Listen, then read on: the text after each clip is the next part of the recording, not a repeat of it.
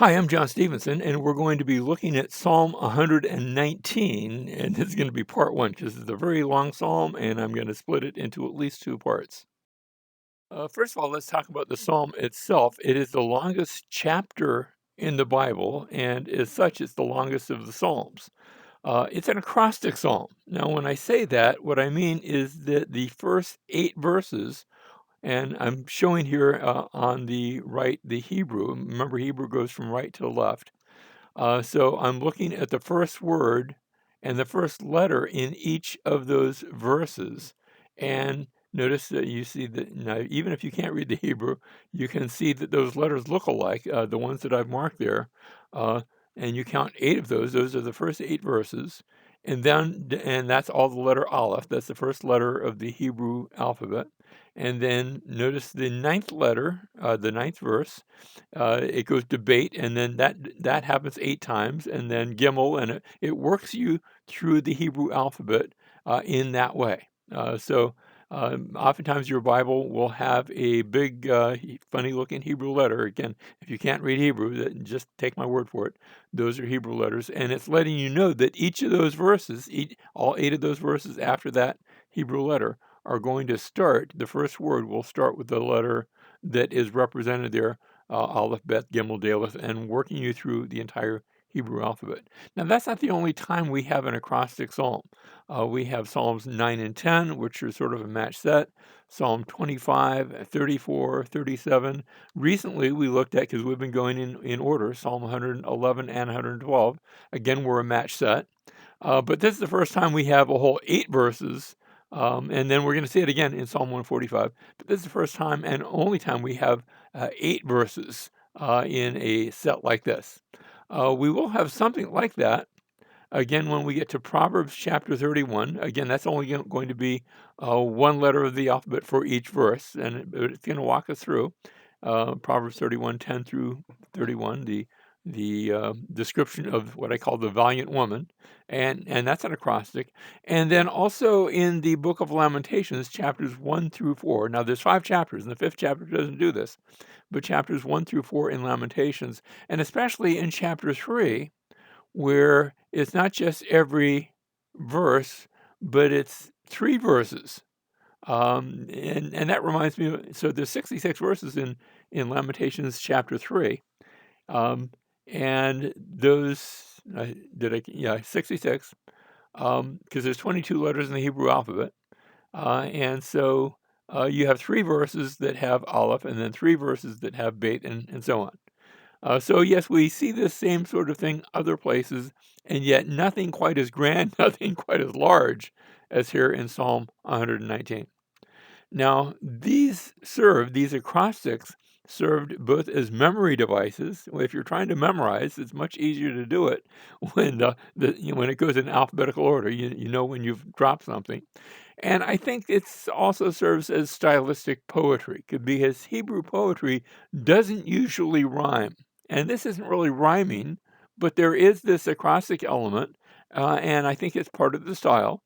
And maybe it's a little bit like when, you know, how sometimes maybe your pastor will preach a sermon, and the first three, the points all start with the letter C or something like that. Well, this is quite a bit longer. If it was a sermon, this would be an all-day sermon. But I'm going to try to go through it fairly quickly. Now, also, we want to note that the continuing refrain of the psalm is going to be about the law. The Hebrew word will be Torah, the Torah of God, and that Torah can is the Hebrew word for law, but it also can refer to instruction. So law or instruction, and we're going to see a number of synonyms. So a number of synonyms are going to be used to describe the law. This will maybe hint to us of the idea of a multifaceted picture of the law or God's instruction. You can see it in a variety of ways. And so the basic element is going to be that Hebrew word Torah, which means law or instruction, commandments, judgments, ordinances, precepts, statutes, testimonies. His ways or his way can be singular or plural, and his word or his words also can be singular or plural. So notice those others are going to be used as synonyms of God's instruction, God's law. With that, let's jump in. Notice we start off and we actually have now the Hebrew text doesn't have that word Aleph. That's just the translators, and here I'm using the New American Standard. That's the translators letting us know that the next 8 verses will each begin with the Hebrew letter Aleph. That's what the Hebrew word letter Aleph looks like. And for the most part, I'm not going to mention that again and again, but each time we come to a new set of 8, I will bring that up. And now the psalm begins, how blessed. Now, what I'm going to do, I'm going to circle in that dark blue the first word. I won't always tell you the word. I'll do it here. The term asher. Notice it starts with the letter Aleph, starts with the same letter. Even if you don't know Hebrew, you can tell that. But I'm going to circle the first word, not in English necessarily, although it often will be, but in Hebrew, I'm going to circle it in that dark blue. And then notice how blessed are those whose way is blameless, who walk in the law of the Lord. So we start off with a reference to the Torah, and I will circle each reference to the Torah or to one of those synonyms in red. And so I'm going to color code. I don't always do this, but I'm going to color code our lesson this time, as well long as we're in Psalm 119. We continue, how blessed, and it's actually the same term with the same beginning letter. How blessed are those who observe his testimonies, who seek him with all their heart. So notice we're starting off with blessings to those who live by God's law, and that theme is going to run through these first 8 verses. Continue into the next verse, into verse 3. They also do no unrighteousness. Notice it's the also part that is the it's not a regular Vav conjunctive, but it's the also part that is the first word. Um, and notice they walk in his, and that's the af. And they also walk in his ways. So in his ways, that's the reference to the Torah, the law of God. Verse 4, you have ordained your precepts that we should keep. And notice that's the ata, that's the you, have ordained his precepts. And then precepts is my synonym for the law, that we should keep them diligently. We continue, oh, that my ways may be established. Now notice ahar, ahal, ahali, sorry. Oh, that my ways may be established to keep your statutes. Statutes is my synonym. Then I shall not be ashamed. Notice as, then I shall not be ashamed when I look upon all your commandments. So commandments, that is my synonym. And finally, the last 2 verses, I shall give thanks. That's odecha, sorry. I shall give thanks to you with uprightness of heart when I learn of your righteous judgments. His judgments is the reference to God's law, one of these synonyms. And finally, we end this first section of the blessings who live by God's law. I shall keep. And now notice, I didn't circle a word. You say, why not? Because the Hebrew eth is not really translatable. It's the sign of the direct object. So it's we don't have a corresponding English word for this, but it's your statutes are the things that I'm going to keep, and you put the eth just in front of it, just to let you know that's getting the action of the verb. So I shall keep your statutes, and notice statutes. That is my synonym. And so the whole idea, and like I said, I'm not going to mention this every time, but we started off with these 8 verses, just pointing out the Aleph.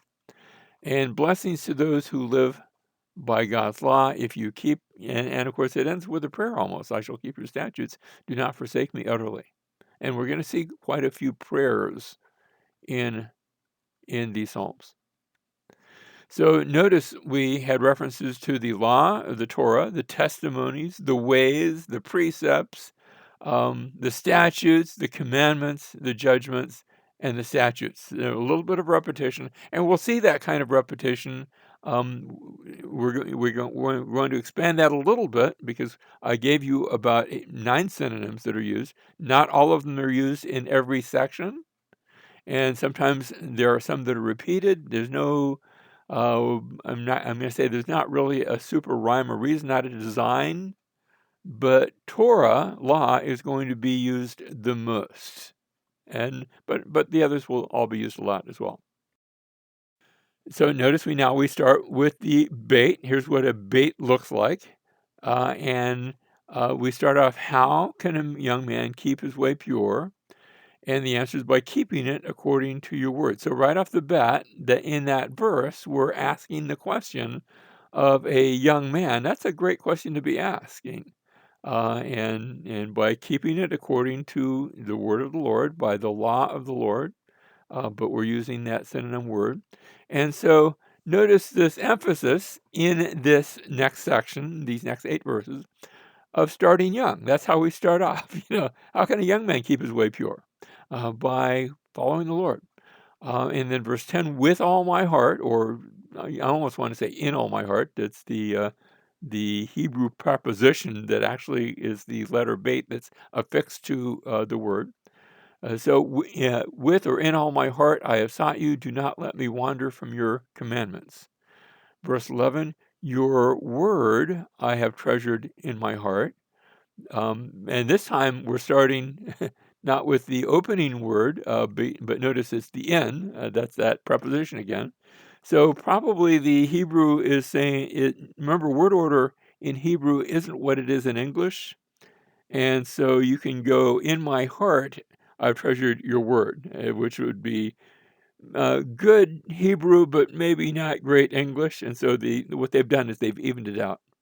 But notice the word word, the word word, that's actually my synonym for the law. And I've treasured your word in my heart that I may not sin against you. How can you keep God's word? How can you keep God's way? How can you keep your way pure? By not only keeping it according to his word, but also treasuring it in his heart, in your heart. That is, as you are able to take it, meditate it, I would even say at times, memorize it, then you are able to retain that word. And I can think of times where maybe I've been tempted to think something that wasn't right, or even to say something that wasn't right. And instead I found myself quoting a passage of scripture about how your words should be, and how you should keep your words clean and keep your words righteous. So your word I've treasured in my heart that I might not sin against you. That's a good practice to start when you're starting young. But you don't have to stop it when you're starting young, and it's never too late to start. That you can begin meditating upon God's word and even memorizing the word of God. Verse 12, blessed are you, O Lord. Remember, blessed is the word barak, starts with the bait. Blessed are you, O Lord. Teach me your statutes. Still in the bait section in verse 13, with or in my lips I have told of all of the ordinances of your mouth. Verse 14, I have rejoiced in the way, and remember, different word order. So in the way of your testimonies I've rejoiced, but it says the same thing. I've rejoiced in the ways of your testimonies as much as in all riches. Notice it was the testimonies that was the synonym for the Torah, for the law. Verse 15, I will meditate on or in your precepts and regard your ways. So notice I've got precepts, and maybe ways could have been taken also as that synonym. And then verse 16, I shall delight in your statutes. Now notice the in again. In your statutes in your statutes I shall delight. I shall not forget your word. So usually we have one synonym. Sometimes, occasionally, we have two. Let me say there will be a few occasions down the road where we won't have any. We'll go a few verses where we don't have any references specifically to one of these synonyms of the Torah. Next, we have Gimel, and there's what a Gimel looks like. So every verse will begin with a word that has Gimel. Deal bountifully with your servant, that I may keep your word.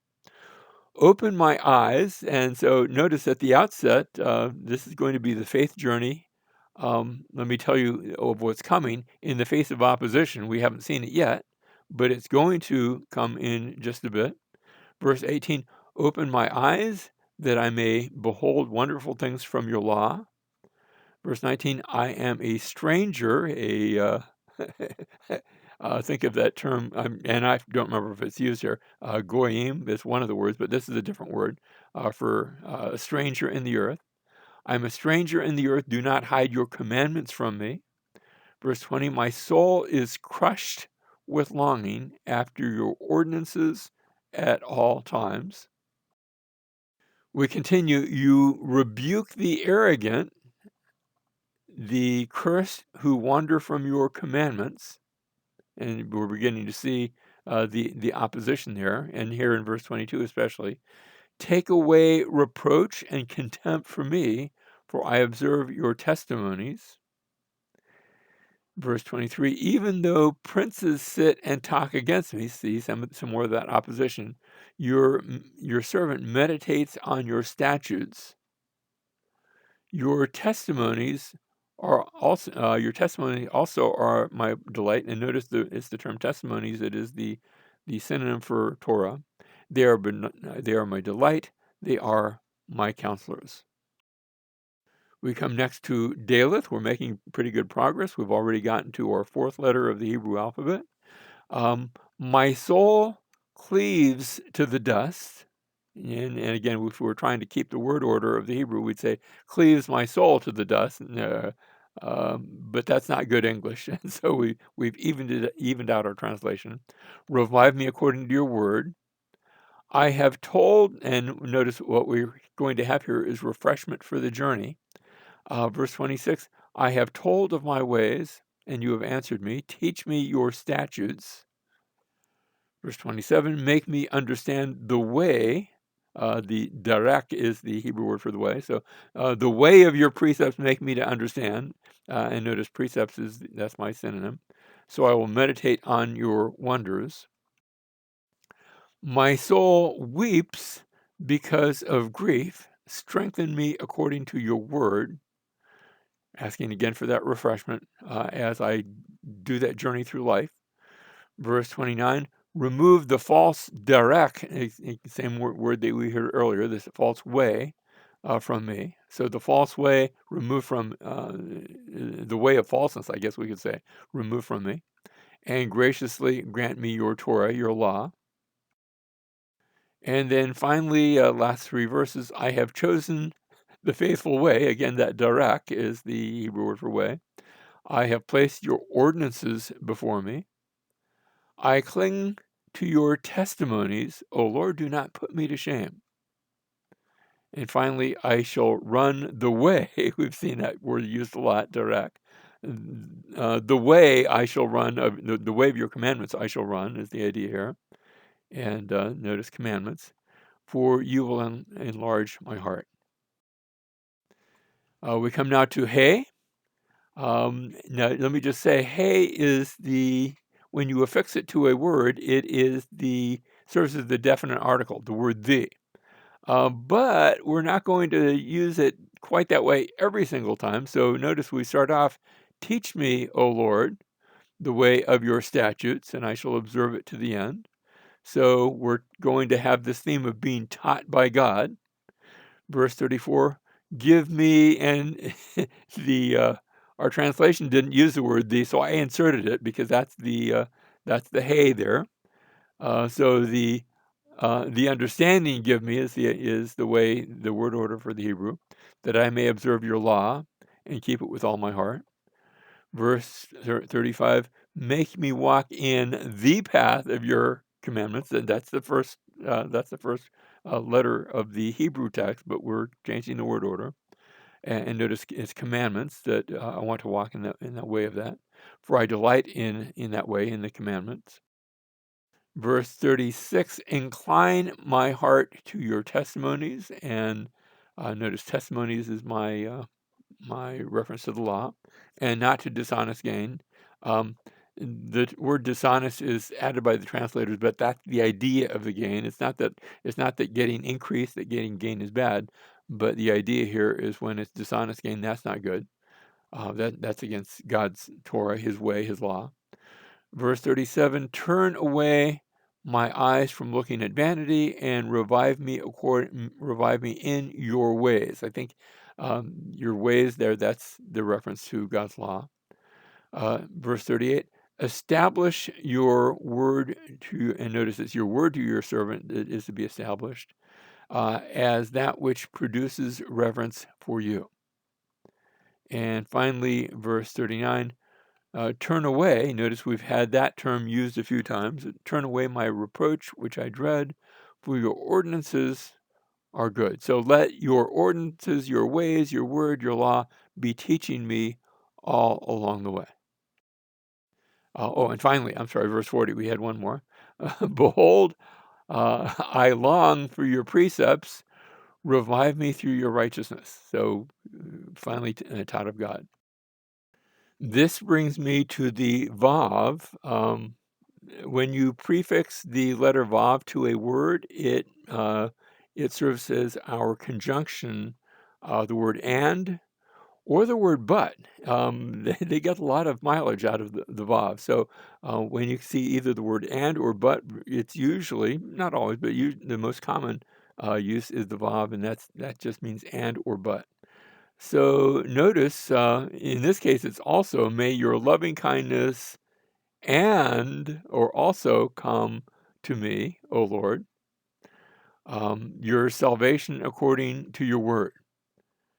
Verse 42, so, or and, again, a lot of mileage out of the conjunction, and I will have an answer for him who reproaches me, for I trust in your word. Now, notice I put a vav, and next to it I put an aleph, because that's just a reminder. What happens here is it's really easy to put an and on the front of everything. And so maybe for that reason, because he doesn't want to be overly easy on himself, or for whatever reason, the next letter of each word will be the aleph. In this case, it's ani, I. So it's going to be vav aleph for each verse. Let's continue, and what we're going to see here is the love for God's law. Notice, may your loving kindness also come to me, your chesed, your I always translate that loyalty. But we're seeing his finding that the law of God is enduring. He loves it. He's holding to it. We continue. There's our and that's the and. But notice it will be an and a vav aleph that's going to be in each case. And do not take the word of truth utterly out of my mouth. So I wait for your ordinances. You say, would word also? Maybe, but I'm just focusing on the ordinances there. Verse 44. But notice it's vav aleph. So I will keep your law continually, forever and ever. And, verse 45, vav aleph, and I will walk at liberty, for I seek your precepts. Verse 46, I will also, and I will, same idea there, the vav aleph, I will speak of your testimonies before kings and shall not be ashamed. Now, my translation did add it, so I put this in here, verse 47, and, that's the vav aleph again, and I shall delight in your commandments, which I love. Remember the big idea, here's the love for God's law.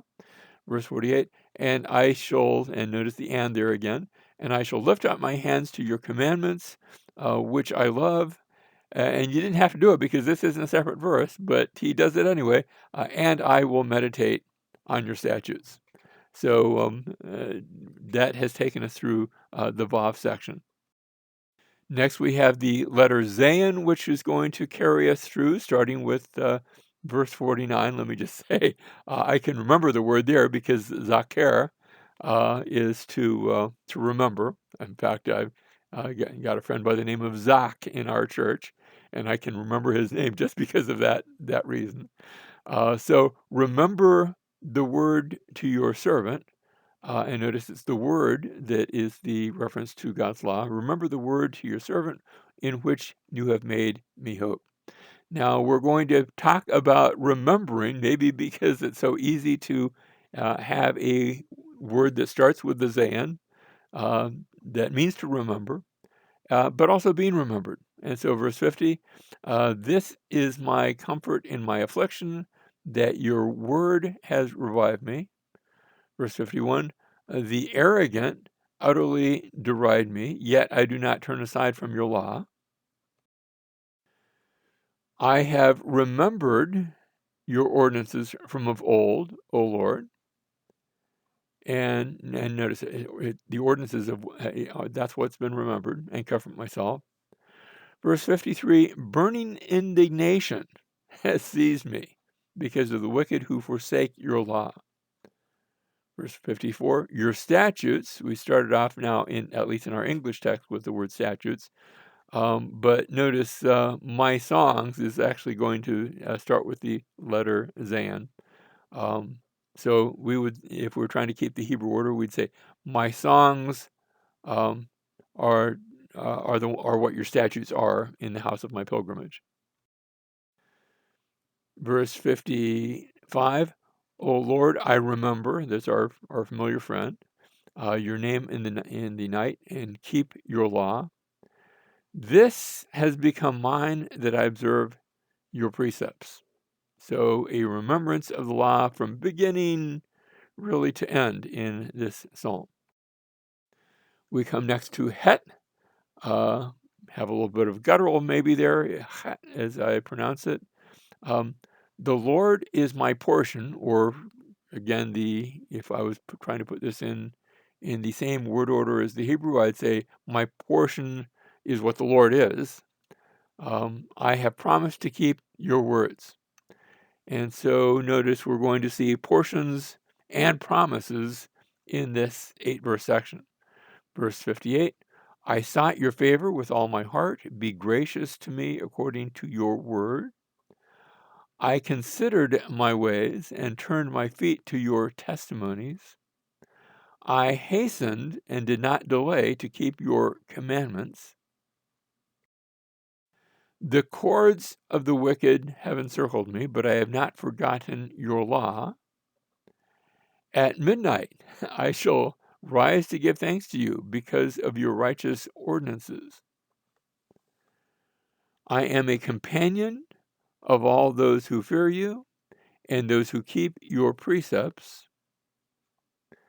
Verse 64, the earth is full of your loving kindness, your chesed. That's the chesed is Lord. The Lord is what the earth is full of. That comes first. And then teach me your statutes. We come next to the Hebrew letter Tet. Good letter. And I say that a little tongue-in-cheek. You'll understand why in just a second. You have dealt well, and I'm going to call this the good school of affliction. And again, you say, well, how can affliction be good? That's not going to be my idea. That's going to be the psalmist's idea. We'll see it here. You have dealt well with your servant, O Lord, according to your word. Now, that word well, that's the Hebrew word tov. Basic meaning is good, well, better, and it's used in a variety of forms. In fact, if you're ever in Israel and you see somebody walking and it's morning, say, Boker Tov, good morning. So we're going to get a lot of mileage out of that tov. You've dealt well with your servant, O Lord, according to your word. Teach me good discernment, tov, discernment. And remember, that's the first word of this verse in the Hebrew order. But we're doing good English, not good Hebrew. Teach me good discernment and knowledge, for I believe in your commandments. Verse 67, before I was afflicted, I went astray, but now I keep your word. Now, notice what he said there about the affliction. This is why I called it the good school of affliction. Before I was afflicted, I went astray. It's affliction that sometimes teaches us. I do something and something bad happens. And I learned from that, don't do that bad thing. And that can be a spiritual thing. It can be, when you're a kid, you put your finger into an electrical socket and somebody said, don't do that, but you did it anyway. And zap, ouch, that hurt. Or you were told, don't touch something hot and you touched it anyway. And ouch, that hurt. And now, now that you've suffered the results, even if only a little bit, now you know better. Notice, before I was afflicted, I went astray, but now that I have been afflicted, I keep your word. I learned from that. Verse 68, good you are good, tov, and you do good. Teach me your statutes. Verse 69, the arrogant have forged a lie against me. With my heart I will observe your precepts. Their heart is covered with fat, but I delight to do your law. It is, we're back to the Tov again. It is good for me that I was afflicted, that I may learn your statutes. Notice that same lesson that we talked about in the previous verse. Sometimes it's good to have the hard times so that you can learn not to have any hard times anymore, so that you can learn God's instructions. Maybe you didn't get it when in just hearing it. Maybe you needed that extra thing called pain that God has given to help us learn.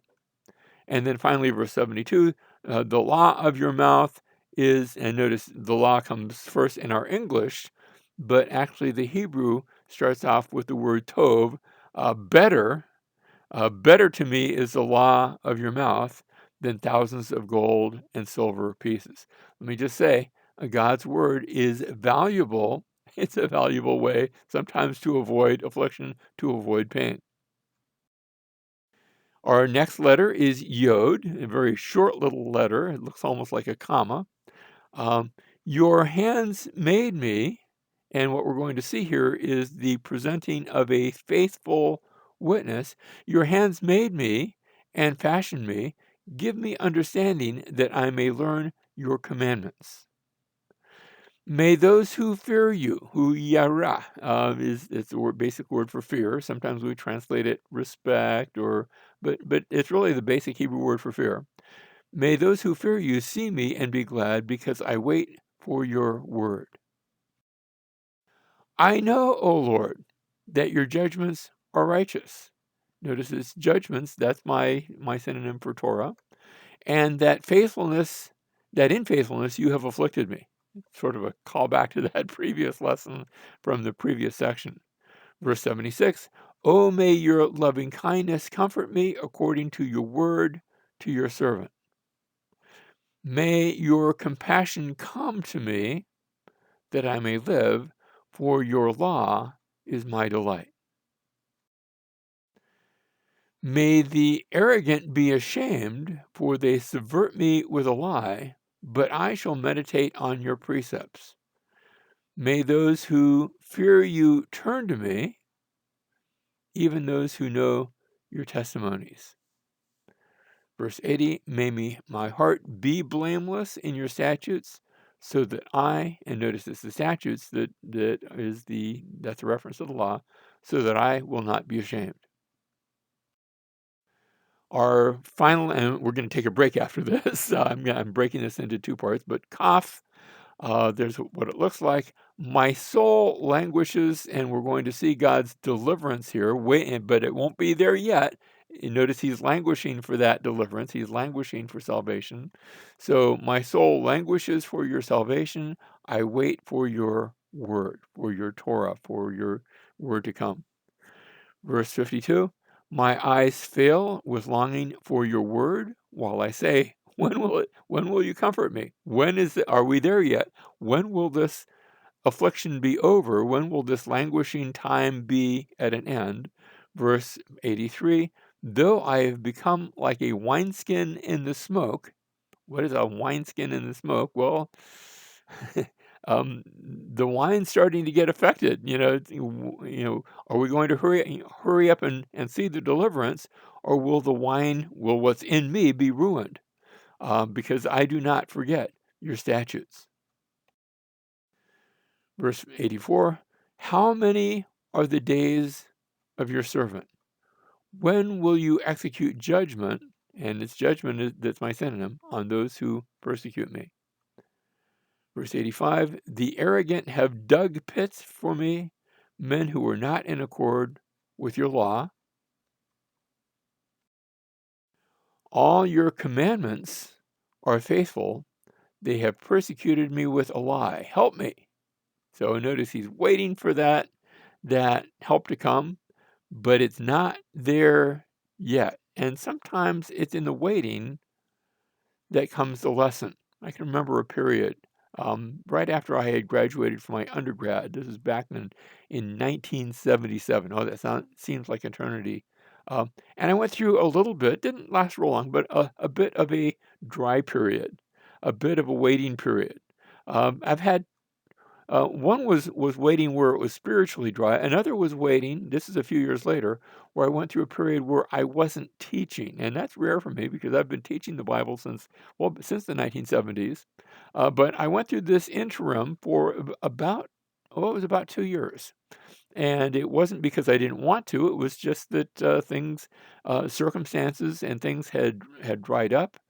And I felt like a bit like Moses. Remember how Moses, not when he is leading the people or striking the Israelite guard, but when he's in the wilderness just watching sheep. Nothing wrong with watching sheep, but he felt like there was more, and yet he goes out to his waiting period in the wilderness. Now, for him, it was 40 years. For me, it was a lot less.